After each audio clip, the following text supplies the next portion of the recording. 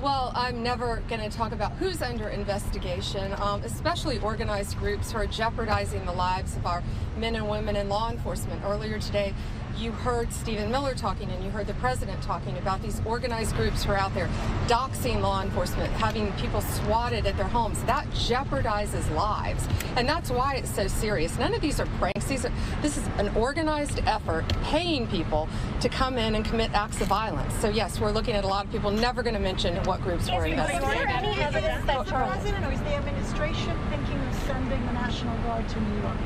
To New York, well, I think the president made it really clear. Of course, we're going into Memphis. He just signed the executive order, and we're excited about that because the governor of Memphis is on board with us.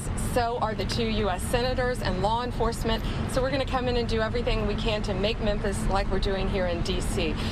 He's also talked about other cities. I think Chicago is top of his list right now, but sure, in any city where there's violent crime is on the president's list to make it safe for the citizens who live there. I really do have to go. I'll take one more. How will you protect First Amendment rights when you are exploring investigations into liberal-leaning groups and they have protections? How will you strike that balance? Sure.